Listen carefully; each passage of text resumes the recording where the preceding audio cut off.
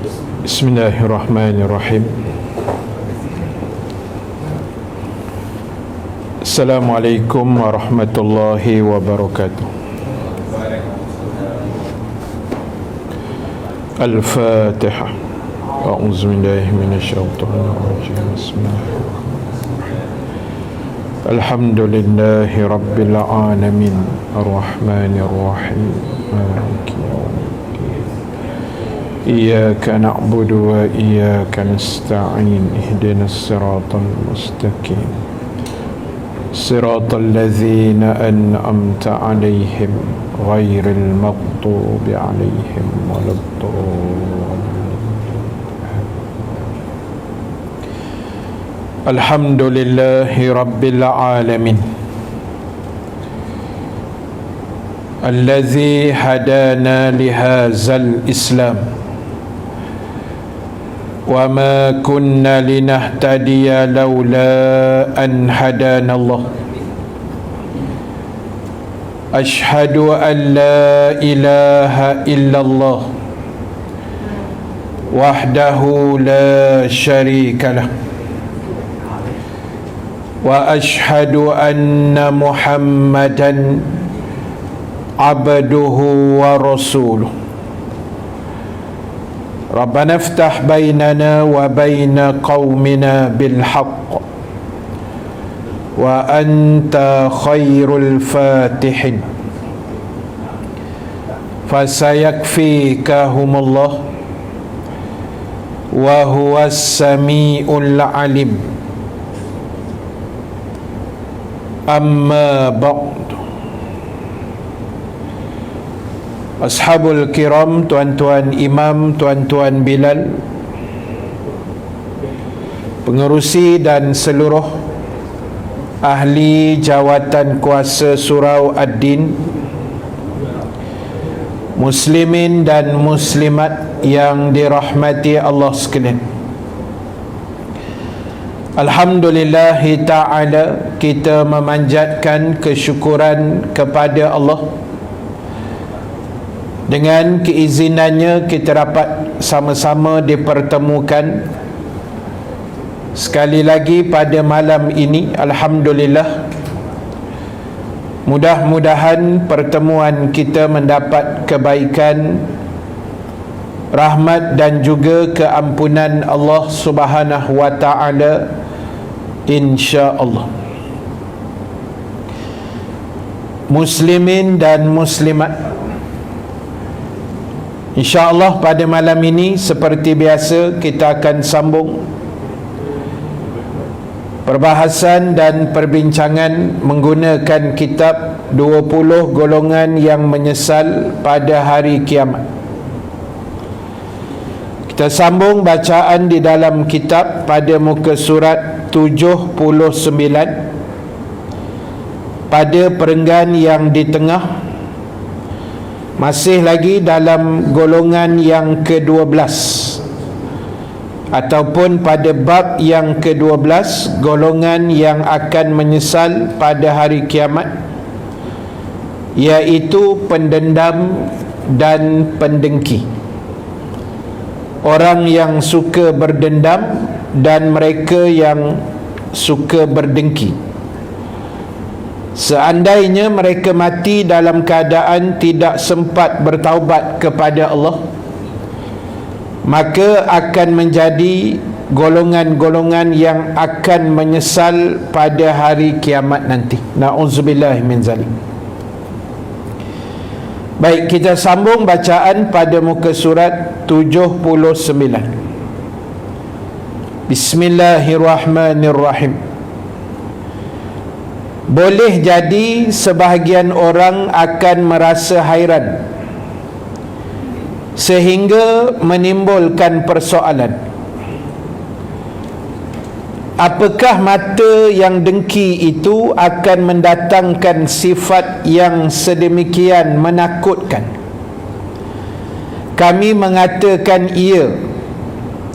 Tetapi segala sesuatu itu terjadi atas kehendak Allah Ta'ala.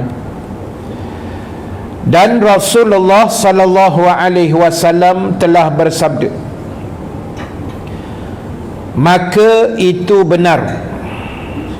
Kalau seandainya ada sesuatu yang dapat mendahului takdir, maka matalah yang mendahuluinya. Apabila anda ingin mencucinya, maka cucilah. Tuan-tuan, ibu-ibu sekalian, malam ni kita sambung lagi perkongsian kita berkait dengan mereka yang suka berdengki dan berdendam. Dan dalam hadis yang kita baca sebentar tadi, secara kefahamannya kita nak sebut, biasanya dengki ini bermula dengan pandangan mata. Bila mata manusia dia melihat kepada perkara atau kelebihan yang ada pada manusia yang lain, bila dia tengok ada orang yang lebih daripada dia, dia tengok tu mesti dengan mata dia lah. Maka di situ syaitan akan menimbulkan suatu bentuk kebencian. Syaitan akan datangkan satu sifat dengki. Mungkin yang dia tengok tu tak kira lah geng surau ke, atau jiran sebelah rumah ke, wa ima kita kata adik-beradik sekalipun. Kedengkian ini boleh tertimpa dan berlaku kepada siapa-siapa sahaja. Dia tak terikat dengan orang lain, orang luar yang tak ada hubungan keluarga. Tak. Kadang-kadang dalam keluarga lagi dahsyat dengki dia, adik-beradik. Jadi puncanya mata. Nabi kata kalaulah ada benda yang boleh mendahului takdir Allah, maka matalah benda pertama yang akan lawan takdir Tuhan, yang akan mendahului, yang akan buat keputusan sendiri tanpa mengikut ketentuan yang telah ditentukan Allah ke atasnya. Na'udzubillah min zalik. Jadi tuan-tuan, ibu-ibu sekalian, ini tujuan kita mengaji pada setiap malam, supaya kedengkian ini kita dapat atasi dengan baik. Dan kalaulah timbul juga kedengkian itu, maka kita halakan dia kepada dengki yang dibenarkan oleh agama, yang kita dah bincang dulu. Pertama, kita dengki dengan orang yang kaya raya. Kalau boleh kita nak kaya macam dia, kita nak infak sedekah jariah macam dia, yang tu boleh dengkilah. Dan yang kedua, kita dengki dengan ilmuan, orang yang berilmu, para alim ulama, tuan-tuan guru. Kita dengki supaya kita pun kalau boleh nak jadi pandai, nak jadi alim macam dia juga, boleh mengajar ilmu, berkongsi dan memberi manfaat kepada orang lain. Dua itu saja tuan-tuan, lain daripada itu tak lulus, tak lepas. Jadi sebab itu, ini tujuan kita mengaji, supaya kita faham di mana kita nak letak situasi-situasi yang sepatutnya. Baik, sambung bacaan. Imam Ibnul Qayyim Al-Jauziyah, semoga Allah Ta'ala merahmatinya, rahimallahu ta'ala, pernah berkata, pengaruh kedengkian dalam menyakiti orang yang didengkikannya itu adalah perkara yang tidak boleh dimungkiri, kecuali oleh orang yang telah keluar dari hakikat kemanusiaannya. Ia merupakan asal penyakit yang dideritai kerana pandangan mata. Allahu Akbar. Sebab itu Islam ajar kita jaga pandangan. Mata ni jangan melia sangat, liar sangat sampai semua kita nak intai, semua kita nak tengok, semua kita nak perhatikan. Sebab itu Imam Ghazali rahimallahu ta'ala pernah menyebut dan mengingatkan kita yang pergi bertamu ke rumah orang lain. Imam Ghazali kata, bila kita masuk rumah orang, jaga pandangan mata, sebab rumah orang kan. Kita pun Assalamualaikum Haji, Waalaikumsalam, sila masuk, jemput duduk. Tuan rumah kata apa? Jemput duduk. Saya nak pergi buat air Sat, duduk Sat. Dia suruh duduk. Yang kita merayau pasal apa? Pergi ke depan sikit, tengoklah, wah, tembikar ni mesti daripada Cina punya ni. Tengok pula rak buku dia, cantik lah. Semua kita belik, kita perhati. Imam Ghazali kata itu tetamu yang kurang adab. Agama suruh kita jaga biji mata kita, tuan. Apatah lagi bila tengok perkara-perkara maksiat. Yang tu lebih lagi lah, kena tunduk pandangan. Tapi dalam soal kenikmatan tadi, punca kedengkian adalah daripada biji mata kita. Tengok orang tu senang sikit, happy sikit, hati kita tak senang. Kalau tak tengok tak apa kan? Kalau tak tengok tak apa. Saya tengok dalam media sosial, adalah satu dua, tak adalah banyak tuan, tapi adalah satu dua kan. Bila dia berniaga jual nasi lemak lah, jual macam-macam lah makanan kan. Biasa bila dia buat live sambil-sambil jual makanan ni, ramai orang tengok. 2-3 ribu, 4-5 ribu orang tengok tengah live tu biasa tuan-tuan. Kalau kuliah 20 orang je. Nanya ke ustaz. Kalau tengok bab mentega darah memang ramai. Jadi ada satu dua yang saya pun kadang tengok orang kan, galik kan, tengok dia duduk nasi bawah sambal begitu kan. Jadi ada yang saya tengok, ialah semua beribu yang memandang tu bukan semuanya orang kata baik tak. Kita tak tahu. Yang tengok, macam yang tengok live saya ramai-ramai 100 lebih 200-300 ni, kita pun tak tahu. Kita sangka baik lah kan. Tapi kita tak tahu niat orang. Jadi ada saya tengok orang tu dah elok, dah meniaga situ sampai dah viral kan, tiba-tiba kena kacau dengan majlis ke apa benda tak tahulah, dah pindah pula tempat lain. Tu pasal apa tu? Dengki tu. Punca dengki apa? Tengok live. Weh, kawan ni meniaga sakan ni, rasa entah ya ke tidak sedap, tapi sebab dah viral kan, orang pun beratur lah. Jadi kita meniaga tak ada orang nak datang sangat. Yalah, muka pun macam 13 Mei je meniaga, masam aja kan. Pelanggan tanya sepatah, kita jawab sepatah, tak berapa nak mesra pelanggan.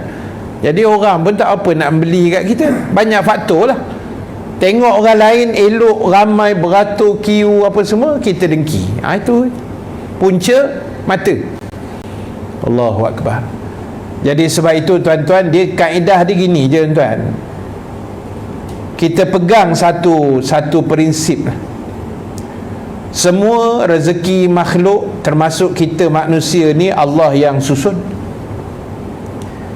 Dia yang bagi, dia yang jaga, dia yang atur, dia yang susun.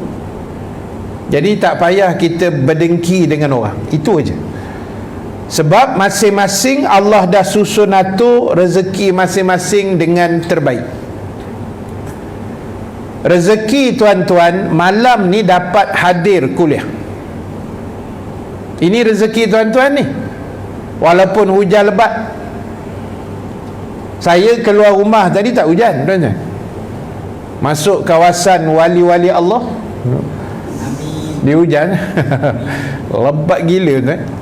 Kan? Tapi bagusnya hari ni alhamdulillah, syukur, jalan cantik lah. Allah tak adalah jam teruk kan, sikit lah kan. Tapi saya sampai pun ngam lah.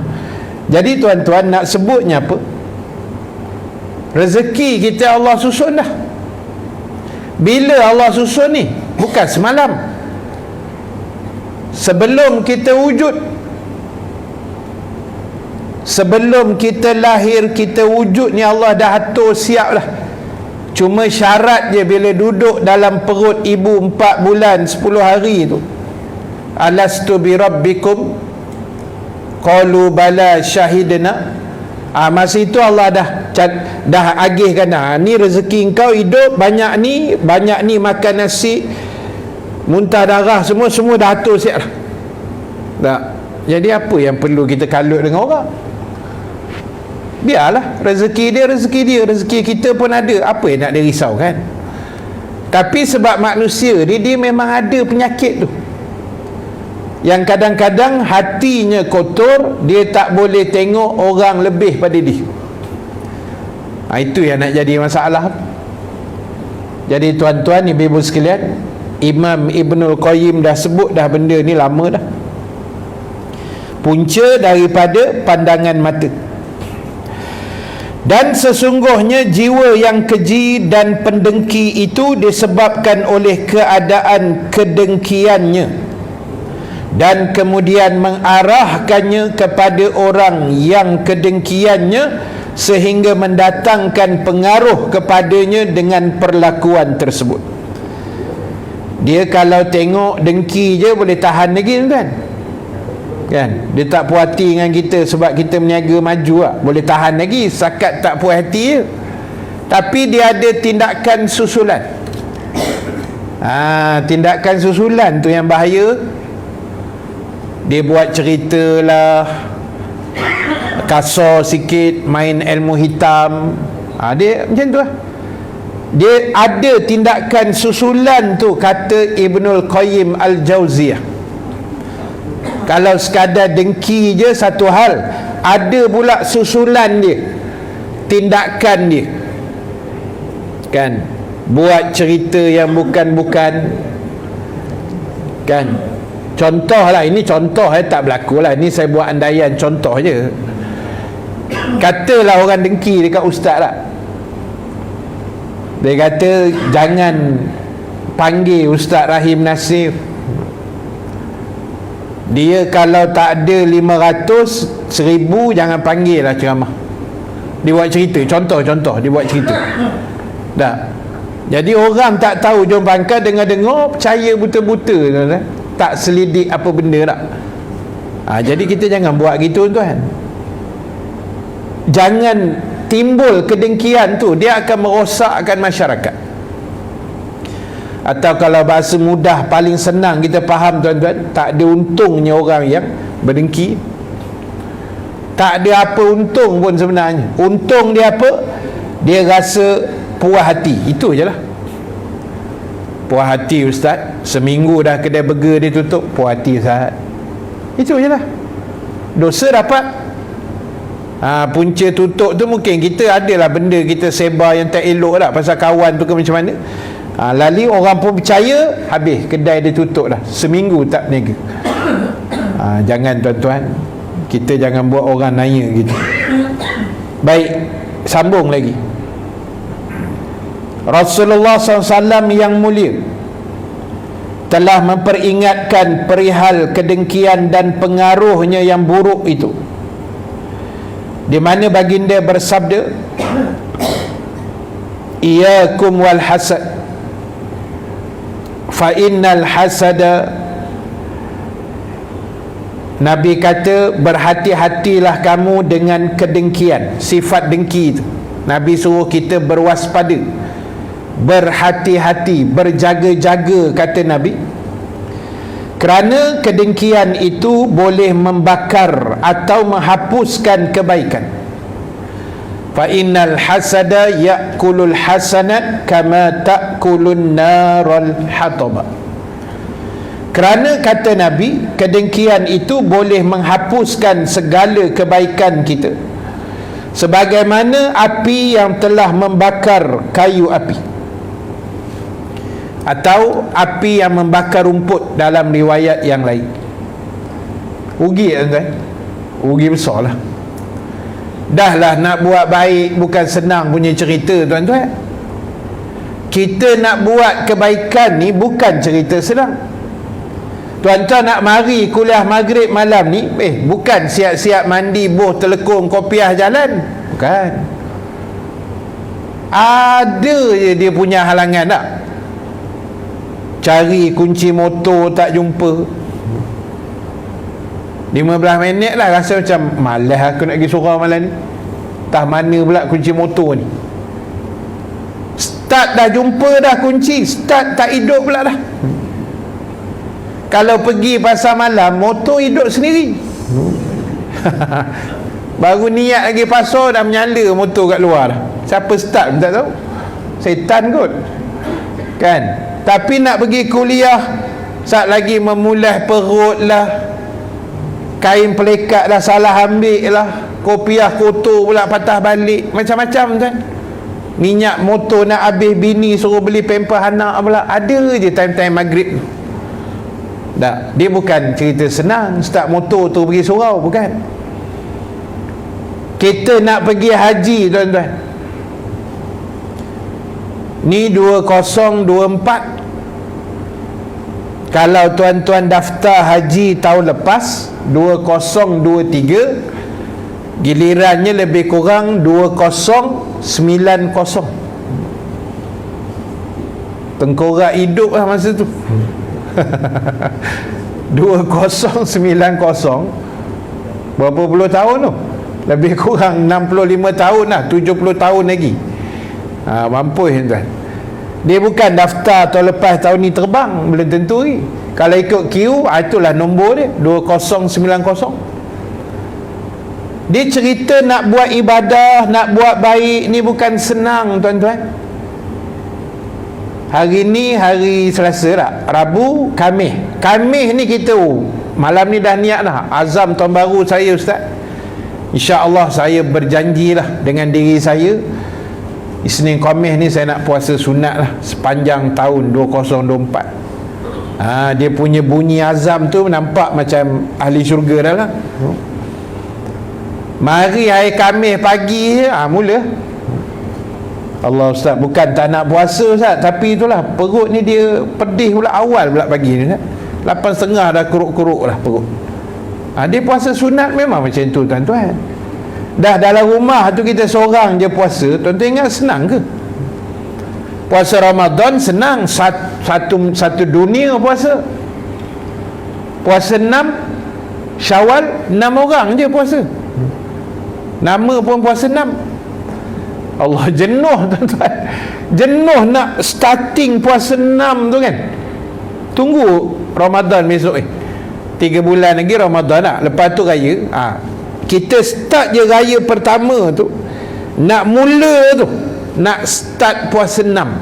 Jangan buat pasal tuan. Walaupun kita tengok mak-mak kita, atuk-atuk kita dulu macam senang aja kan. Raya kedua dah start puasa, raya ke-7 habis. Kita raya ke-7 peluk kuih raya lagi, lemang tak settle lagi tuan. Saya ingat arwah pak mentua dengan mak mentua lah, meninggal dah. Saya balik, kalau kena giliran raya balik Langkawi saya tahu dah, raya kedua je, dua-dua mak mentua pak mentua ni start lah puasa 6. Menantu terkedarah lagi, menantu ustaz. Mampus tuan-tuan. Kadang-kadang pak mentua bunyi bila nak start puasa kan, pak mentua bunyi tak, kadang-kadang dia segan lah, tapi kadang dia bunyi tak, saya sambil tak start lagi puasa 6. Tak apa ya, ayah puasa dulu, saya balik ni nak raih ke ayah je. Hujah mesti kemas menantu ustaz.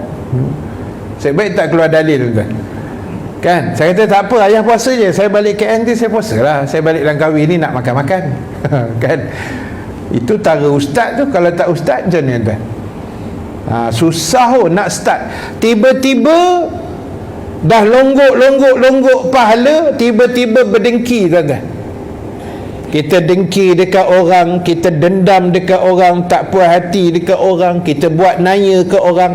Nabi kata dengan tindakan buruk manusia itu, semua pahala kebaikan tu ibarat macam api yang membakar tadi. Habis Kan nanya nama dia tu kan, nanya merangkap sia-sia je, penat gitu. Dan kita dah beritahu dah banyak kali, buat baik ni semuanya penat. Tak ada yang tak penat, tuan-tuan. Buat kebaikan ni tak ada yang tak penat. Dengar kuliah malam ni penat. Tuan-tuan bukan buat apa, duduk sandar, dengar, tengok muka ustaz. Yang bersyarah bagi nak gerak ni saya kat depan ni. Tuan-tuan dengar angguk-angguk aja. Tapi penat kan. Saya tengok aja tuan-tuan. Ingat saya tak nampak ke tuan-tuan? 3 kali dah pusing kaki. Sekejap tukar kiri, lipat, angkat pula masuk kanan, celah tu masuk balik kan. Dah kebas. Tuan-tuan ingat duduk bersila tak penat tuan. Itu yang menyandar masing-masing kan. Tak apa tuan-tuan menyandar, tak apa, saya okey je. Kuliah saya tuan-tuan nak menyandar ke, baring ke, tidur ke, tak apa, jangan mengigau je. Kan, jangan ganggu kuliah. Itu je. Tuan-tuan nak buat apa, buatlah. Kan, sebab saya tahu azab duduk bersila. Kan, penat. Yelah tuan-tuan dengar tengok muka ustaz lama-lama macam tu kan. Muka ustaz tak berubah pun, tapi tuan tengok aja. Bila nak habis ni? Kan, itu yang jadi penat tu. Sikit-sikit tengok jam kan, baru 8 suku. Sabar tuan-tuan, baru start je ni. Lepas isyak kan kita berhenti lah. Kan, sabar-sabar dulu. Tapi nak cerita itulah, buat baik ni semua penat. Dengar kuliah penat, nak fahamkan isi kandungan kuliah penat, nak ingat balik apa yang ustaz bersyarah tiap malam penat, nak sembahyang isyak pula kejap lagi penat. Kan, lepas tu besok nak bangkit subuh penat, nak urus anak sekolah lagi. Semua penat tuan-tuan. Tiba-tiba buat dengki dekat orang, buat naya kat orang, khianat dekat manusia, dengki, dendam semua ada. Habis pahala macam tu kan. Allah, itu yang Nabi sebut, bukan saya mereka pula malam ni. Ni hadis ni, kita baca hadis tadi. Hadis Imam Abu Daud, hadis sahih. Jadi tuan-tuan, ibu-ibu sekalian, tolonglah kita elak-elakkanlah kedengkian tu.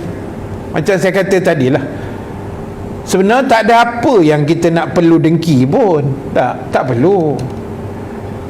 Sebab Allah dah atur dah masing-masing punya habuan. Rezeki, kehidupan, keluarga, anak pinak, wang ringgit, kuasa, semua Allah dah atur. Kita ni hanya menjalankan apa yang Allah telah susun. Itu saja. Pasal apa Abdullah bin Ubay bin Salul, bila Nabi sampai Madinah, dia naik angin sangat pasal dengki. Dia dah berangan nak jadi PMX. Masa tu saya tak tahu PMX ke PM11 ke apa, saya tak tahulah. Kan, dia dah berangan dah nak jadi dia dah bina pengaruh. Abdullah bin Ubay bin Salul ni kan ketua munafik. Dia presiden munafik Madinah. Tuan-tuan ingat main-main punya jawatan ke? Sebelum Nabi sampai Madinah ni, dia dah berangan nak jadi ketua besar ni. Dia dah bina pengaruh. Tahu-tahu Nabi sampai tuan-tuan, orang Ansar pula sambut Nabi bagi nak gerak ni. Semua pakat follow Nabi, ikut Nabi, setuju dengan Nabi, tinggalkan dia. Mau tak angin kawan tu. Itu yang dengki. Nabi buat macam ni, dia kona kot belakang macam ni, dengki tuan. Jadi jangan tuan-tuan. Tak ada apa kesudahan, rugi kita. Tak ada apa untung pun sebenarnya. Jadi sebab itulah tuan-tuan, elakkan kedengkian ini wujud dalam diri kita, sebab dia tidak memberi apa-apa keuntungan kepada kita. Baik, sambung lagi. Sedangkan kepada orang yang diberikan nikmat, kitalah yang dapat nikmat macam-macam ni, hendaknya mereka mengikuti ajaran-ajaran Nabi sallallahu alaihi wasallam. Allahu akbar. Kita yang dapat nikmat ni tuan-tuan, apa nikmat kita dapat yang baru sangat kita dapat ni, kita dapat hidup pada tahun 2024, hari yang kedua, malam yang ketiga. Ini nikmat ni. Kemarin ada orang meninggal, malam tahun baru ada orang meninggal. Kan ada orang meninggal tengah susun bunga api dekat satu hotel kat mana entah, saya tengok kat Malaysia lah kan. Malam tu nak tembak bunga api daripada atas hotel tu, petang tu susun lah kan, eja-eja bunga api meletup, tak tahu macam mana gaya, meninggal terus. Jadi tuan-tuan, kita alhamdulillah hidup sampai malam ni, syukur tuan-tuan. Jadi bila kita dapat nikmat dengan hidup, dengan sihat, saya anggap tuan-tuan ibu-ibu semua yang hadir ni sihat lah.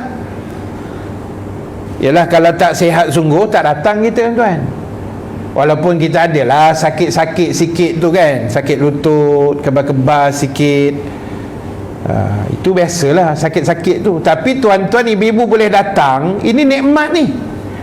Orang lain terbaring kat hospital, orang lain sangkut atas jalan raya, tak sampai rumah maghrib pun tak semayang lagi dah, waktu kecederaan tinggal 5 minit lagi. Tapi kita dah settle semua tuan, dapat duduk dalam surau, nikmat. Balik isyak saat lagi boleh pula makan, ada selera makan, nikmat. Boleh tidur lena, Allahu Akbar. Ada orang tak boleh tidur tuan. Saya jumpa 30 tahun malam Ustaz, saya memang susah nak tidur. Tak tahu apa penyakit tuan-tuan, macam-macam manusia ni, Allah bagi dia penyakit macam-macam. Dia kata, Ustaz ada idea macam mana nak bagi senang tidur. Saya kata, datang kuliah lah.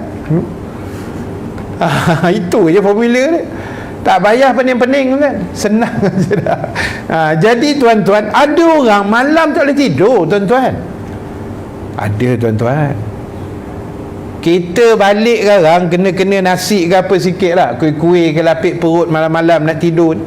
Rehat kejap, baca al-Mulk, baring-baring letak kepala je, syahid terus kan. Tak ada lah jaga-jaga subuh je besok. Senang kita tak, nikmat Allah bagi. Allah. Sebab tu kata, kalau kita nak kira nikmat Allah ni, jangan kata bayar tak. Allah kata nak hitung pun kamu tak mampu, apatah lagi nak bayar nikmat Tuhan, nak ganti balik nikmat yang Allah dah bagi, pakai tak ada tuan-tuan. Jadi sebab itulah tuan-tuan, dipesan tadi, orang yang dapat nikmat, tolonglah bayar balik nikmat Allah tadi dengan cara ikut apa yang Nabi dah pesan. Ikut segala ajaran-ajaran Nabi sallallahu alaihi wasallam. Maka dalam memenuhi keperluan mereka hendaklah tidak menunjuk-nunjuk. Sebab setiap orang yang diberikan nikmat itu menjadi sasaran iri hati manusia. Susah juga tuan-tuan kita nak jaga nikmat ni. Baik itu bila ada nikmat ni, jangan beria sangat lah. Jangan expose sangat, jangan tunjuk sangat, jangan. Macam saya kata tadi tuan-tuan, kita tak tahu orang yang tengok kita punya posting tu kan, alhamdulillah selamat sampai di Jepun contohlah kan, bercuti di Jepun. Orang tengok tuan. Kalau kita tak boh gambar boleh tahan lagi, boh gambar pokok kat Jepun ke boleh tahan. Ini boh gambar dengan bini buat pula mini love ke apa benda macam tu kan, bercantum pula dua tangan gitu. Orang tengok, alah macam dia seorang aja. Nampak? Manusia. Itu yang kita takut, penyakit ain. Itu pun satu hal juga. Kita boh gambar cucu kita baru lahir kan, jangan boh sangat kan. Sebab yang tengok tu tak semua sebut nama Allah. Baby ni, tuan-tuan bubuh gambar baby dalam mana-mana media sosial, orang mesti puji punya. Sebab baby semua comel tuan. Anak India ke, anak Cina ke, anak Melayu, anak putih, anak Arab, semua comel. Tapi kalau orang tengok tak lapik dengan nama Allah atau memuji Allah, Kan Nabi kata boleh kena penyakit ain. Penyakit ain ni memang dia misteri sikit tuan. Susah nak dihurai dari sudut saintifik. Kan kita tengok Allah, kita tak sebut nama Allah tak. Uish, comel lah baby ni, debat betul. Apa jadi kat baby tu tuan? Malam kan menangis, tak boleh tidur. Padahal kita kat Adin ni tengoklah dalam surau lah tu. Kan tengok baby comel, anak siapa lah ni kan. Budak dah meraung dekat ni, kat Kelang sana. Macam tak ada kena mengena. Tapi dah itu Nabi cakap penyakit ain. Bila kita tengok, puji tanpa lapik nama Allah, sebut Masya Allah comel, itu boleh tahan. Subhanallah ke Masya Allah ke kan, Alhamdulillah ke apa, boleh tahan lagi. Ada lapik dia tu. Dia bila tak berlapik ni tuan, Nabi kata boleh kena ain. Nanti kita post gambar cucu. Orang bukan semua suka tuan-tuan. Alah, macam dia seorang ada cucu, aku dah 15 tak ada kecoh pun. Nampak? Kita tak tahu hati perut orang. Jadi mudah dia macam ni. Kita jangan buka ruang orang nak dengki dengan kita. Itu je. So semua nikmat tadi jangan terlalu expose sangat. Tak payah dedah-dedah sangat lah, simpan-simpan je lah kan. Jangan tunjuk sangat, sebab manusia ni bukan semua sama tuan. Orang kata rambut sama hitam, hati lain-lain ni kan, kita tak tahu. Tuan-tuan yang hadir semua dalam surau Ad-Din malam ni, apa niat tuan-tuan hadir saya tak tahu, mungkin berbeza-beza. Tapi saya sangka baik niat tuan-tuan semua, termasuk yang menonton live ni juga, 600 ni semua niat baik mengaji. Tapi saya tak tahu niat orang. Kok ada yang dengki, mudah-mudahan tak ada lah kan. Kod ada yang dengki kan, pergi report ke pergi apa, habislah kita ni kan, padam terus. Jadi tuan-tuan, kita tak tahu. Jadi sebab itu orang yang dapat nikmat, tugas dia hargai nikmat tadi dengan cara ikut segala perintah Allah dan Rasul. Kita hidup ni nak apa tuan-tuan? Itu je lah. Kita nak habiskan saki-baki usia kita, yang semakin hari semakin pendek umur kita ni kan. Tahun lepas 2023 umur kita 49, naik 2024 ni welcome to the club lah, 5 series. Saya bukan cerita orang lain ni, saya cerita saya. Adalah member hari pertama dah masuk grup. Member semua lebih kurang sebaya umur kan. Tahniah lah, sebut seorang-seorang. Tahniah, welcome to 5 series kan. Baguslah, sedar-sedar diri kan. Tapi masing-masing menjawab, weh birthday aku bulan 8 weh, lambat lagi. Tak nak mengaku lah tu. No. Nak rasa muda lagi. Allahu Akbar kan. Jadi sebab itulah tuan-tuan, ibu-ibu sekalian, apa pun nikmat Tuhan bagi kita, Alhamdulillah. Nikmat umur kan, tuan-tuan ada yang 6, 70, 80 pun ada. Syukur tuan-tuan, orang lain tak sampai. Jadi gunakan baik-baik, hargai nikmat Tuhan, jangan buka ruang supaya orang iri hati dengan kita. Na'udzubillah min zalik. Baik, dalam hal ini Allah Ta'ala telah menyebut dalam surah An-Nisa ayat 54. A'udzu billahi minasyaitonir rajim. Am yahsudunan nasa ala ma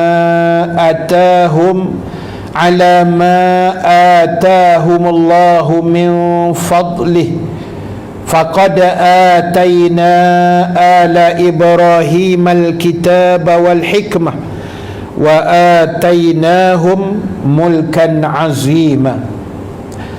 Ataukah mereka dengki kepada manusia, wahai Muhammad, lantaran kurnia yang Allah telah berikan kepadanya? Itu punca orang nak dengki tu. Allah bagi nikmat pada orang lain, itu nak jadi punca orang berdengki. Sesungguhnya kata Allah, kami telah memberikan kitab dan hikmah kebaikan kepada keluarga Nabi Allah Ibrahim alaihi salam, dan kami telah memberikan kepadanya kerajaan yang sangat-sangat besar. Jadi tuan-tuan, ibu-ibu sekalian, Allah sebut dalam ayat ini tentang sikap dan perangai manusia yang secara fitrahnya kadang-kadang wujud dia tidak selesa dengan nikmat yang orang lain dapat. Jadi ini kadang-kadang sukar juga untuk kita bendung, kan? Sebab itu agama ajar kita mensyukuri, berterima kasih, sentiasa bersyukur. Bila kita syukur ni tuan-tuan, dia tak akan timbul lah kebencian, kedengkian, dendam pada orang lain. Tak ada. Saya dengan ustaz-ustaz lain, tak perlu kami berdengki sama-sama, kami tak perlu. Oh, ustaz ni hebat, follower ramai, ceramah sekali puluh ribu orang datang. Itu rezeki dia, biarlah, kan? Tak perlu saya nak dengki dengan ustaz-ustaz yang terkenal sebab follower dia berjuta. Tak payah tuan-tuan. Saya ada rezeki saya, ustaz tu rezeki dia, biar masing-masing. Yang penting matlamat sama, sebar dakwah, buat kerja agama, ajak orang masuk syurga. Itu je. Patut kita lagi tompang seronok. Oh bagus, ustaz ni ramai followers dia, ramai pengikut dia, kan? Macam tu tuan-tuan. Tapi bila kita timbul dengki, oh ustaz ni lah macam ni, tak boleh jadi ni, kadang tak elok dah macam tu. Tak perlu tuan-tuan, ibu-ibu sekalian, kan? Patutnya kita tompang gembira tengok orang Islam yang lain kaya raya, tengok orang Islam berpengaruh, tengok orang Islam berjaya. Patut kita tompang seronok, bukan dengki. Tapi yang banyak wujud dengki lah, kan? Dan ingat, kita dah sembang dah sebulan dua lepas tuan-tuan, sejarah dengki ini bermula dengan Qabil dan Habil.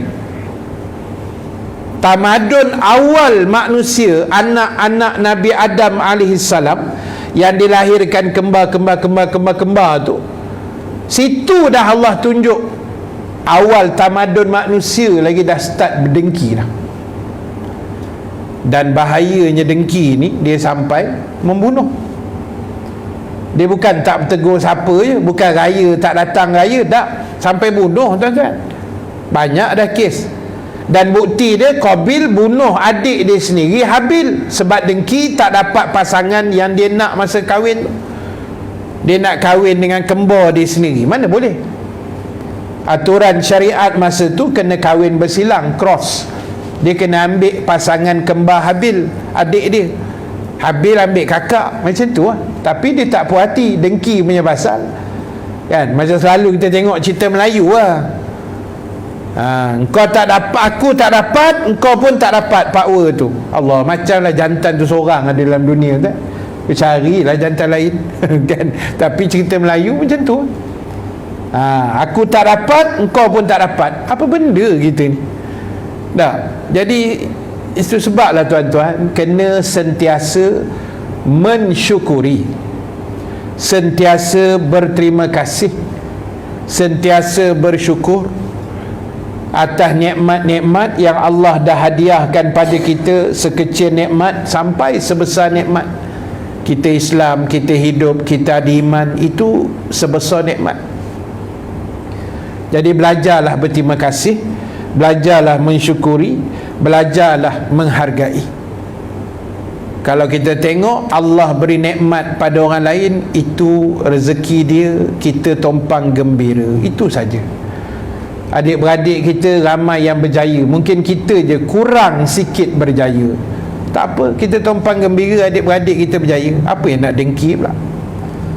Dengki kat Along kita, dengki kat Angah, dengki kat Ucu, kan? Tak perlu tuan-tuan, rugi kita. Sebab bahayanya dengki tadi, pasal boleh hapus kebaikan kita tu, pahala kita tu, yang kita bersusah payah create pahala, kumpul pahala, longgok pahala, tiba-tiba royuk macam tu aja tuan. Na'udzubillah min zalik. Baik, sambung lagi sikit. Kedengkian seorang yang bersumber dari pandangan tidak pernah membeza-bezakan. Boleh jadi ia iri hati kepadamu atas sesuatu yang paling kecil sekalipun. Kadang nak jadi punca ni sikit aja. Kita tengok surau orang lagi ramai daripada surau kita, pun nak boleh jadi dengki tak? Kan? Patutnya kita tengok surau orang ramai daripada jamaah kita, kita kena fikir macam mana aku nak ramaikan surau aku ni, macam mana surau tu juga. Contohlah, tak? Jangan dengki. Tuan-tuan tengok kita punya artis yang Alif Sata tu kan, dia berkempen beria nak jadikan solat subuh seperti Jumaat. Kan jadi semalam hampir 3,000 orang datang semain Jumaat dekat Masjid Saidina Omar Damansara, sampai jam jalan pagi orang pergi semain subuh. Apa hal tuan-tuan? Dah, kempen yang bagus.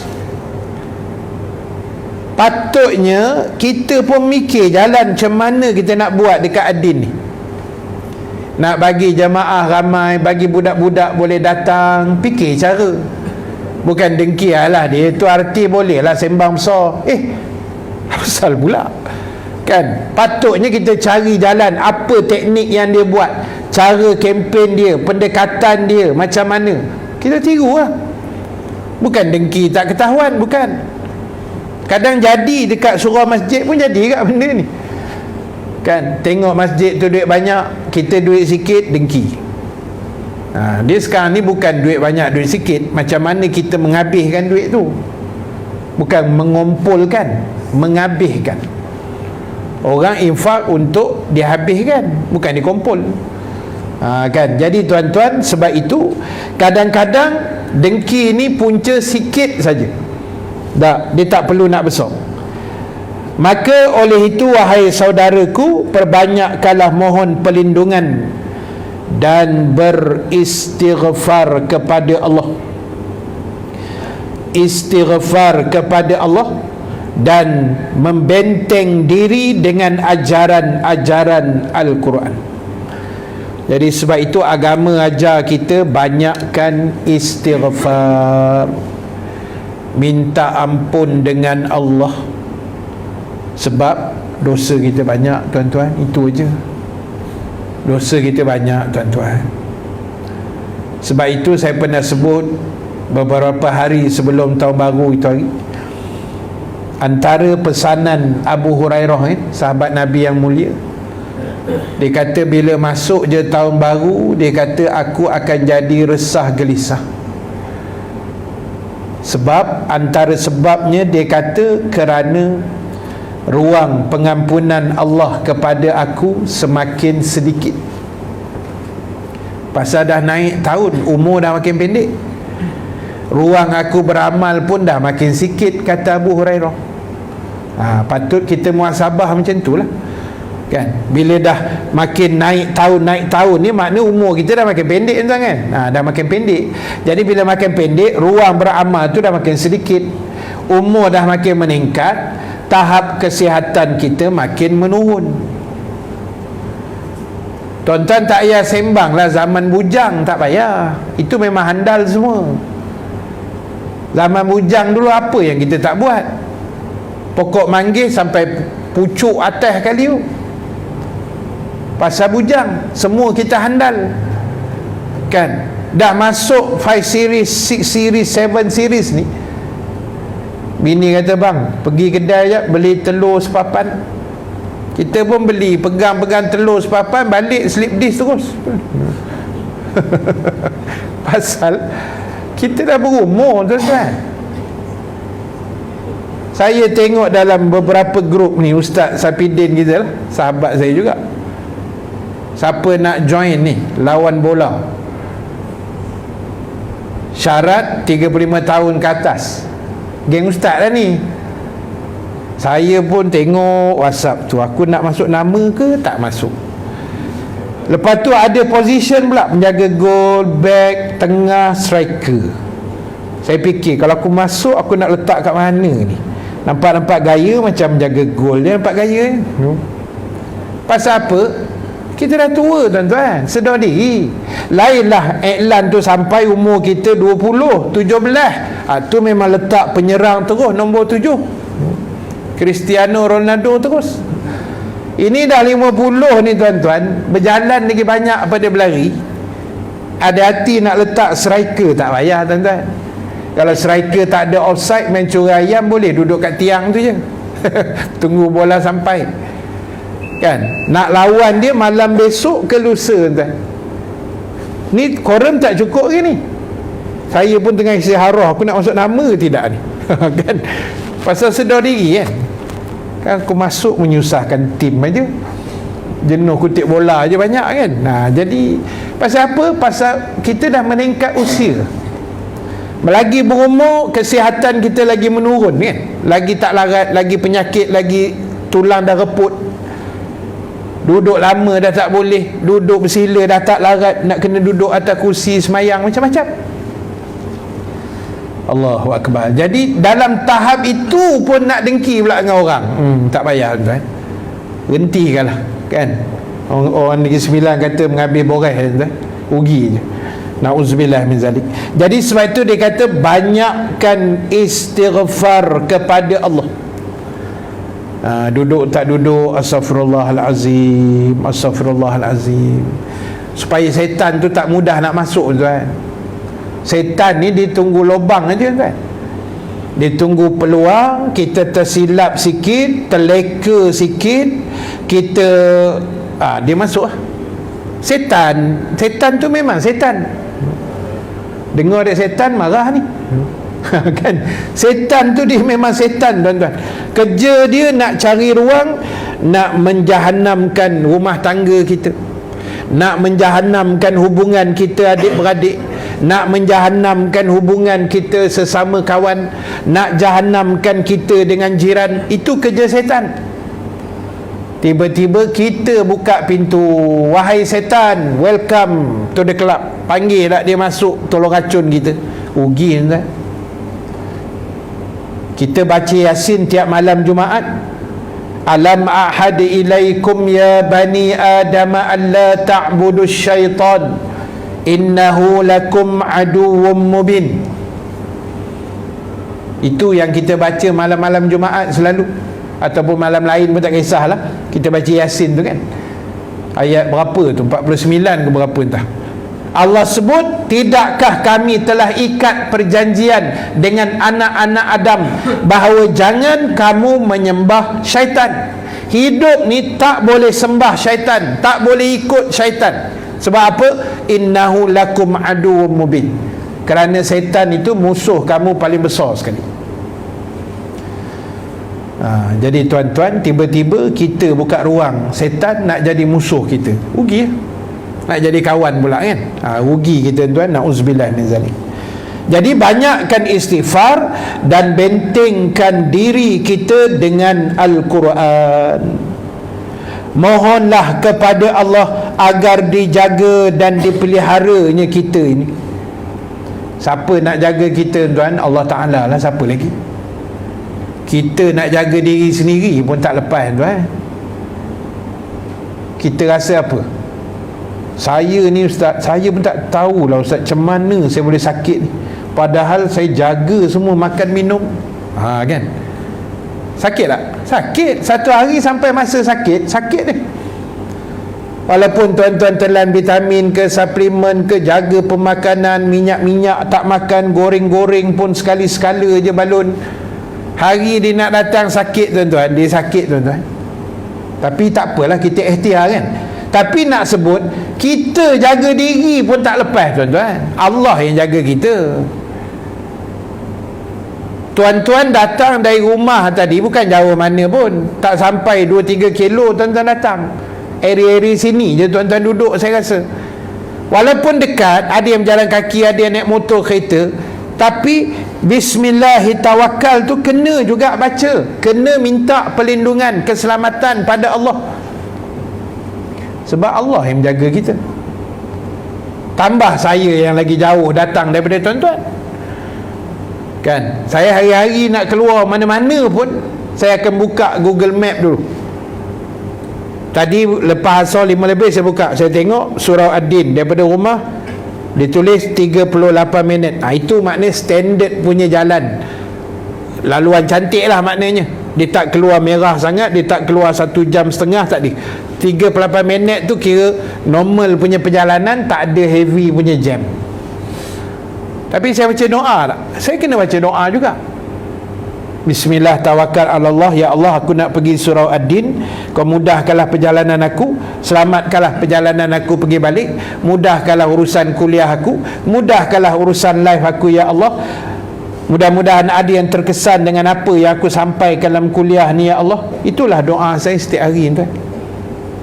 Sebab atas jalan ni sekarang kita tak tahu jadi apa. Tadi berapa banyak air bertakung tadi, saya tak tahu lebat mana hujan di Shah Alam ni tadi. Mungkin lebat lah tu. Banyak tempat air bertakung tu. Kita tengah laju terpaksa slow. Kan? Kita tengah elok lane kanan. Ustaz memang lane kanan lah, F1 punya lane. Kita tak main lah lane kiri apa barang kan. Kita mesti lane kanan punya. Saya tengok kereta yang lane tengah ni elok pula, dia pergi corner slow-slow nak ke kanan. Saya kata dah kenapa pula Pak Mamat ni kan. Kita tak dan horn, tak dan lampu ni, dia tersedar kot, tengok-tengok main telefon. Itulah tu. Kita tak tahu atas jalan nak jadi apa. Kan? Mungkin terbabas, orang langgar belakang, kereta sebelah buat hal, daripada seberang sana melompat belah sini, tayar lori meletup, terbabas, kayu balak jatuh. 1000 kemungkinan boleh jadi on the road atas jalan raya. Jadi kok mana pun bismillah, tawakal Allah. Saya tak apa Ustaz, rumah saya luar pagar je, kena bismillah tawakal. Keluar kan turun tangga terpeleot macam ni, kita tak tahu tuan-tuan kan. Jadi siapa jaga kita? Allah Ta'ala lah. Jadi sebab itulah tuan-tuan, dipesan tadi minta Allah lindung kita, jaga kita. Baik, saya nak habiskan sikit je lagi tuan.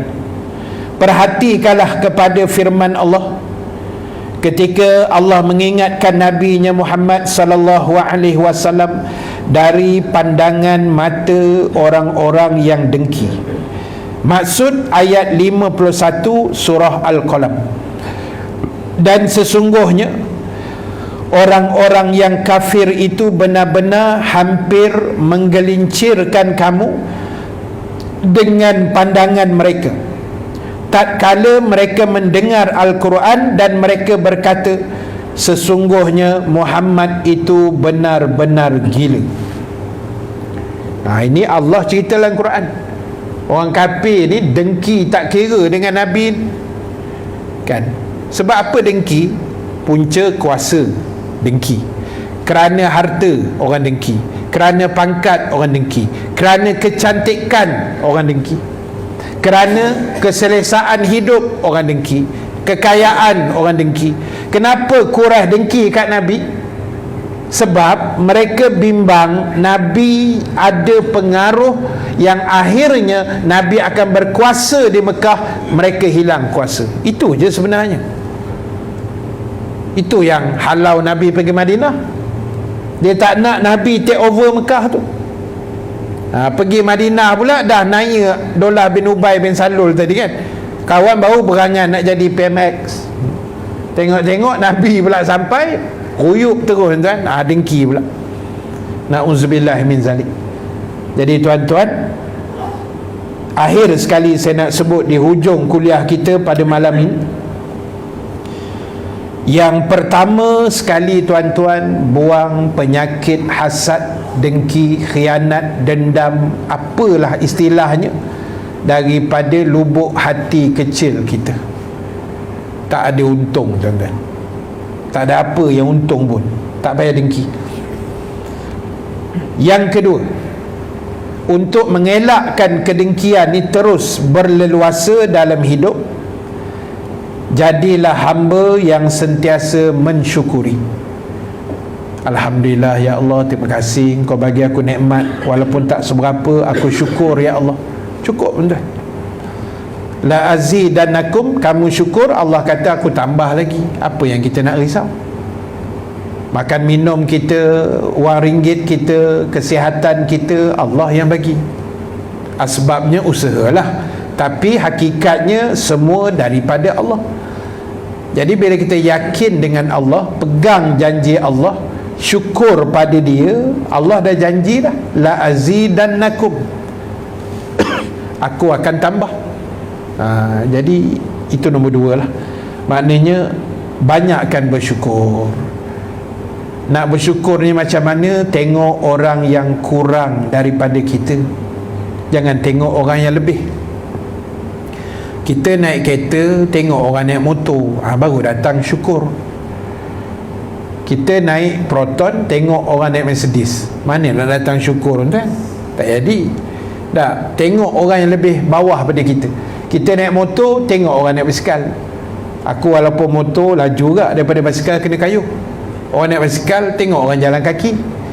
Orang jalan kaki, tengok orang tak boleh berjalan. Macam itulah, baru datang kesyukuran. Kita gaji 10,000, tengok orang gaji 8,000, baru jadi syukur. Ini tengok CEO kat atas 25,000, tu menggelepar je kat pejabat, kan? Tak pernah bersyukur. Macam tu tuan-tuan. Itu nombor 2.